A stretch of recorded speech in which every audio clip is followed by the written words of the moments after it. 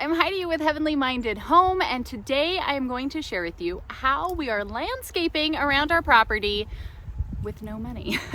How we are foraging our landscaping. Whatever way you want to twist it, I'm going to share with you exactly what we're doing and how it's working out for us. Let's go.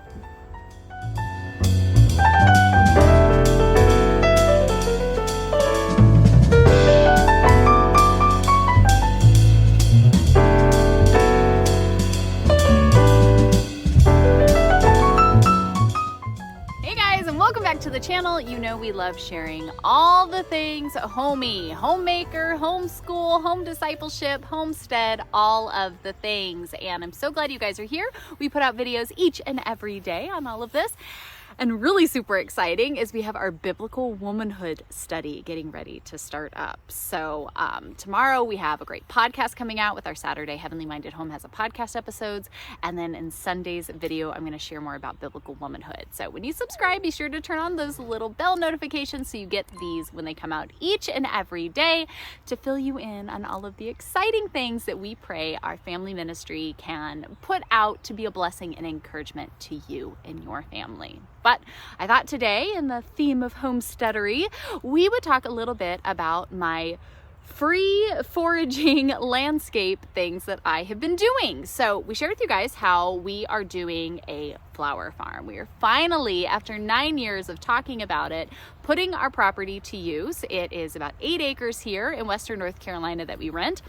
And getting some flowers in the ground. We are planting lots and lots of flowers and so excited and just praying that the Lord will bless this, that it can be an opportunity, yes, for a source of income for our family, but also something to do, something to work on, something to learn about, a way to give back to the community and connect with others. And we're talking about all kinds of ideas and it's just super duper exciting. So you guys can click on it down below. It is Lilac and Vine Orchards. If you want to follow us along over on that channel, I've been sharing all of the actual details of what we're doing and how much we're spending and what we're working on and stuff like that.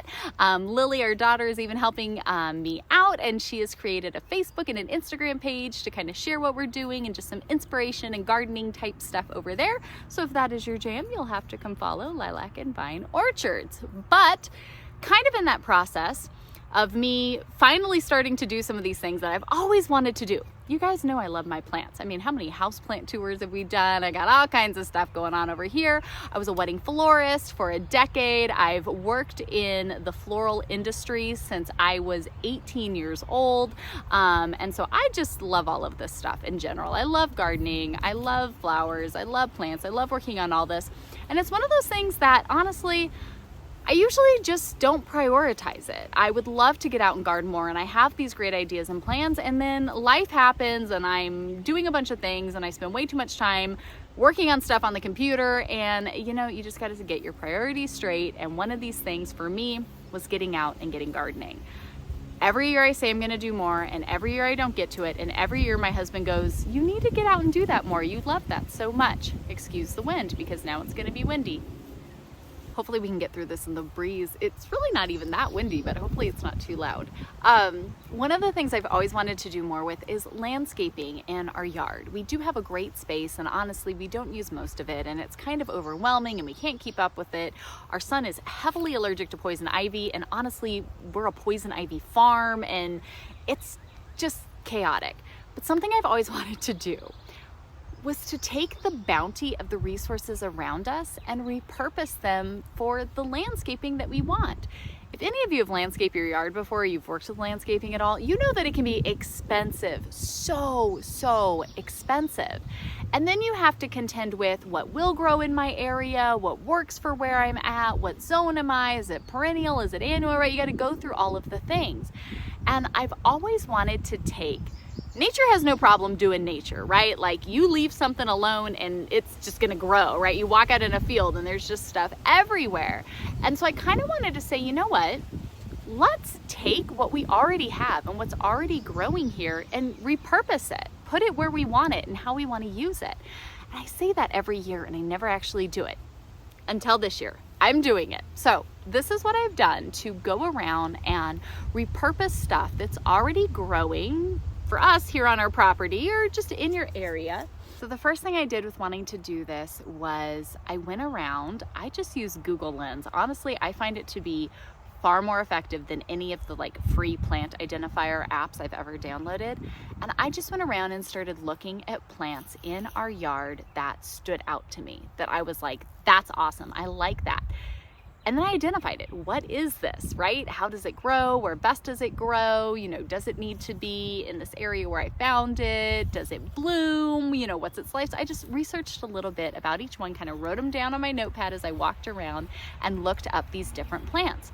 And so for us, up in our upper tree line, I just went through a very small section and identified dozens and dozens of different plants.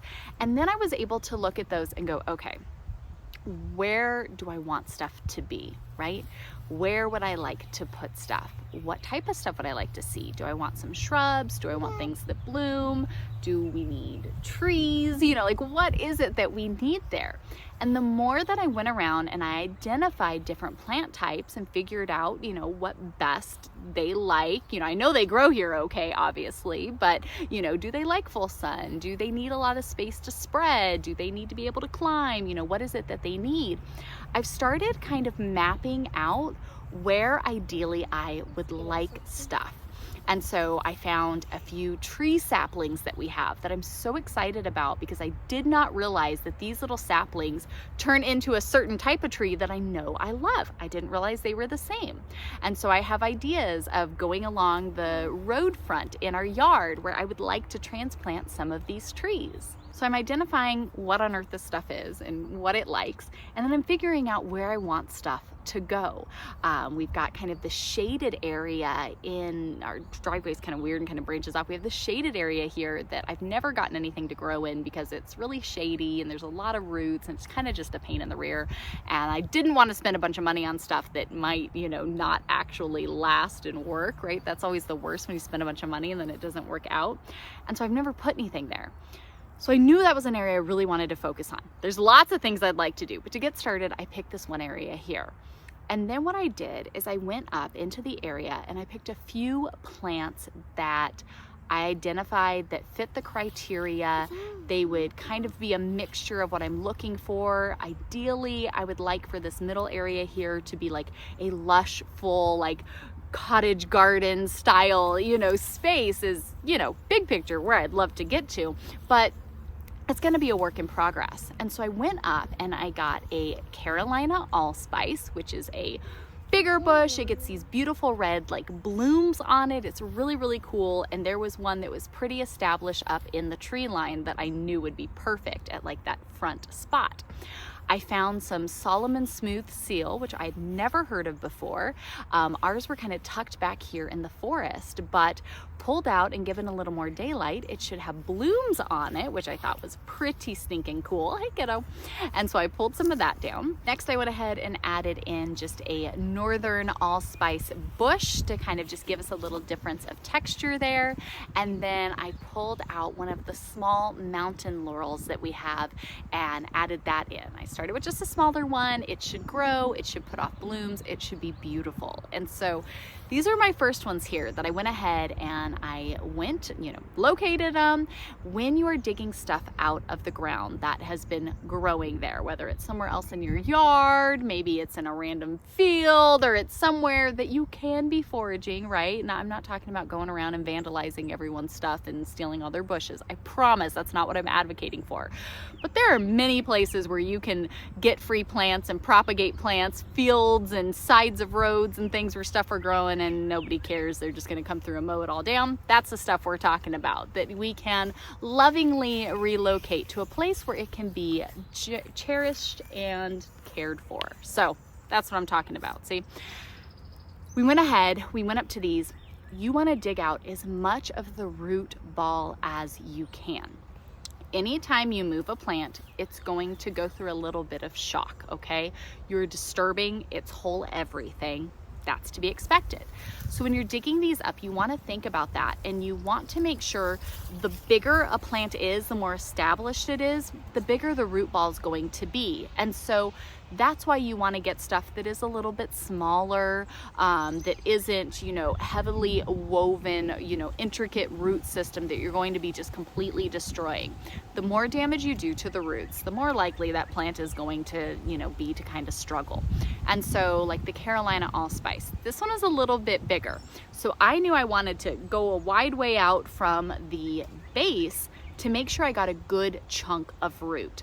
That means you're digging up this big, huge honkin' base, and with all that dirt, all that root, it's going to be heavy.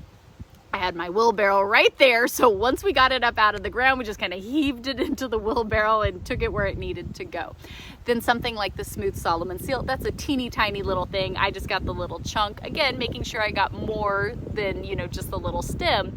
I dug up a bit of root. That was a lot easier. So just remember when you're thinking of things, it may look like a little tree that you want to transplant.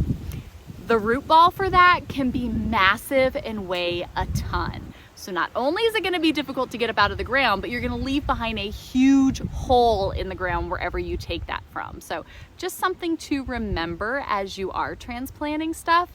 You need a good root ball size, and think about the damage you're going to be doing to the plant and the ground to take that out. So for us in this middle area starting here, I got that Carolina allspice, I got the smooth Solomon seal, I got the northern allspice bush, and then the mountain laurel. So I dug those up, brought them down, and we dug holes in the spaces where we wanted them, about the same size and depth as the root ball that we had.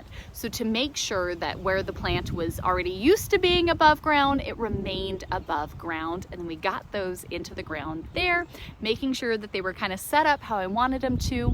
And once they were in the ground, we made sure to give them a good drink of water. Now don't freak out. When you first do this and you move stuff, the plant's going to go into shock. It is not going to be happy because you were just chopping apart its roots, you drug it around, you moved it. It's going to need a minute. And so especially when you first transplant something like this, you're going to want to make sure to really water it. Now, all of these plants were thriving up in our forest with none of us even knowing that they existed. That means I have not been watering them, I have not been pruning them, I've not been doing anything to them. I know that they like our zone and our area and even our yard, but that doesn't mean that they're happy right now after the shock that they just went through. So when you first transplant them, you want to make sure that they're getting lots of water for a while to make sure that they are having that chance to heal. And you will start to see as you watch it, when you first transplant it, they're going to wilt really quick. Like ours, the Carolina allspice, the little red blooms that were on it, they were dead by the next day. They were gone. They looked great right before it, then the blooms were gone. But now that it's been about a week, I'm starting to notice things perk back up a little bit. So you can start to see that where, give it some time when you first move it, it's gonna be in shock. And if it is something that blooms, it might not bloom in that first year that you've moved it. It might need a little time before it's ready to bloom after the shock that it's gone through. But if you keep it there, you give it a little extra water in the beginning to help it get established and help it heal and really root itself down where it is.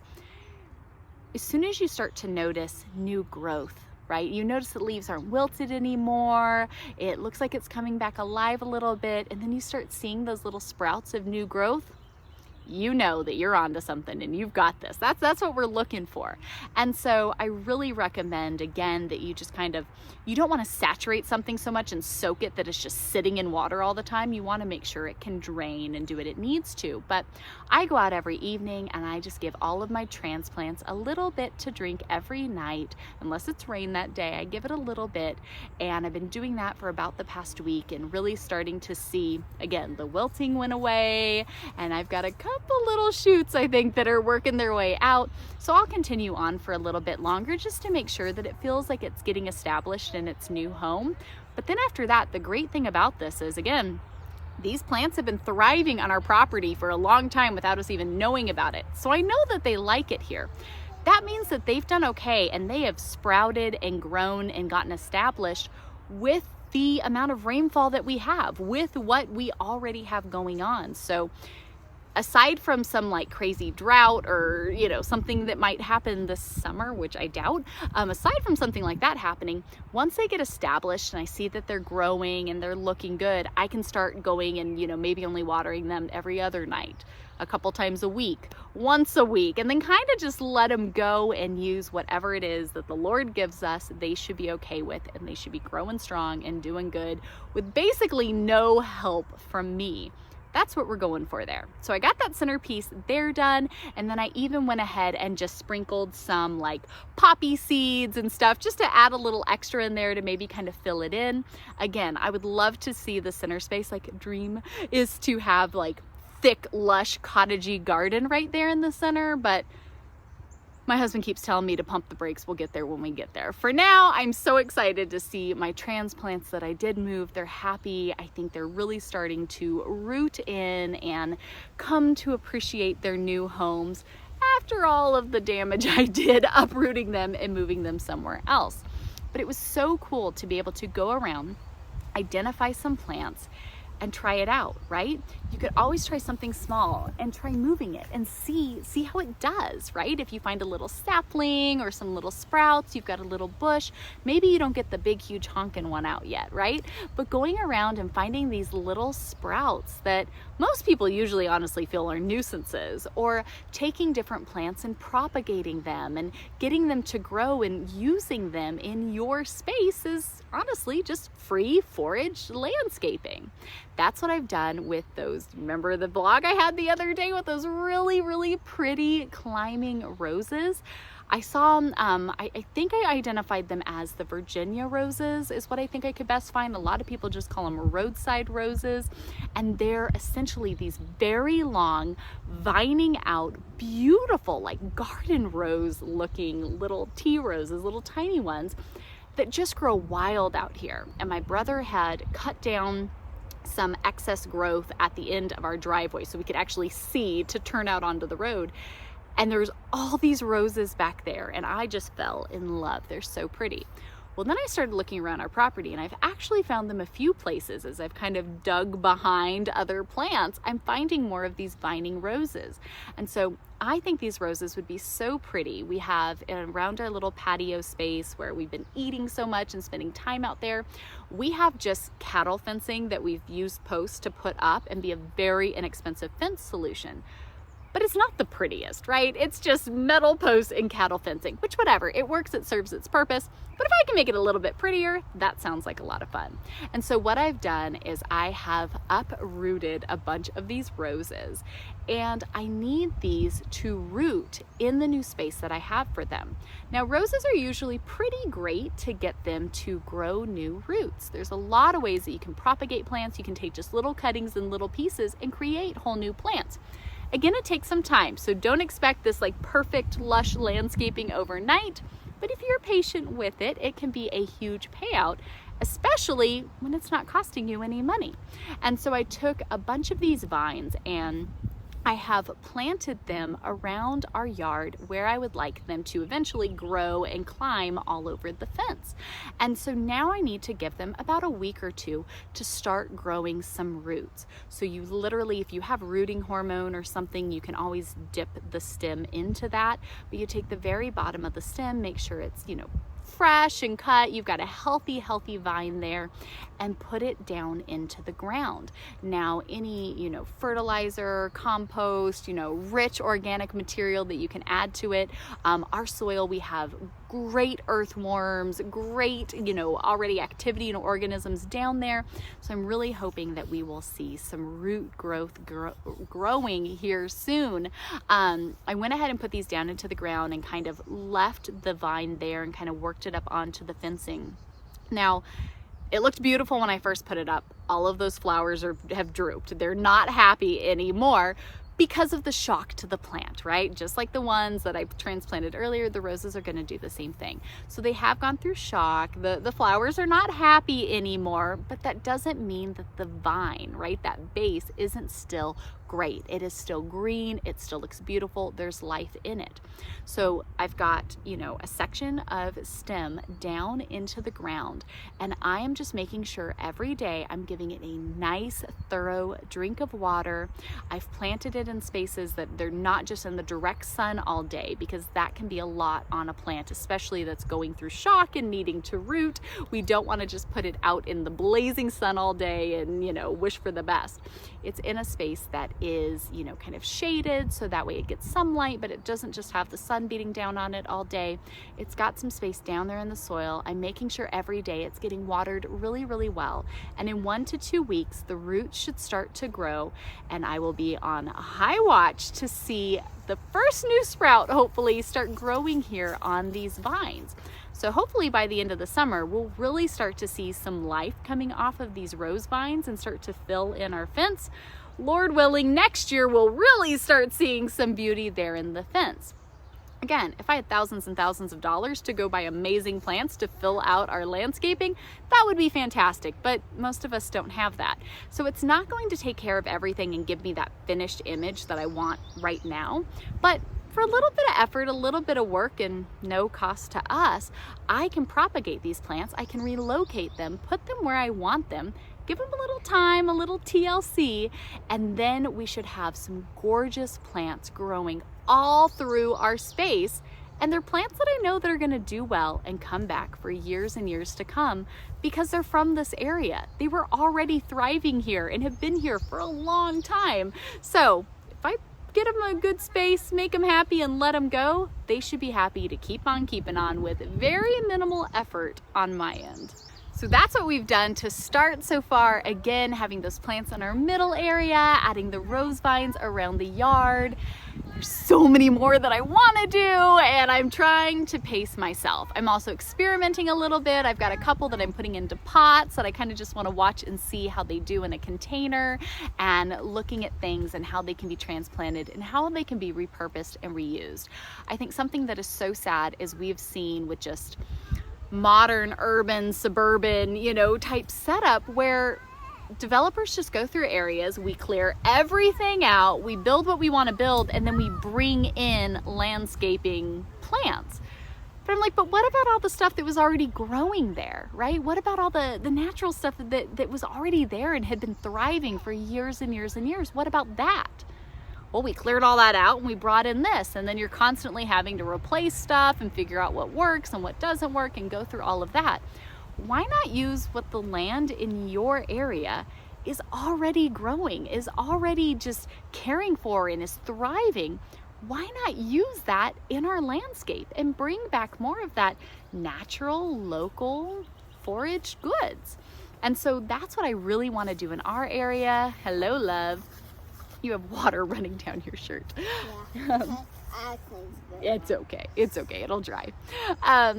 But why not use what we already have? And going around, it can be a fun project with the kids, identifying different plants. We found loads and loads of blueberry bushes in our yard, just so many fun things, and it's so super exciting. So getting out, identifying the plants, be it in your yard, around the neighborhood, maybe some empty fields or roadways nearby, being able to identify these things and to see how they can be propagated and used is a really fun project.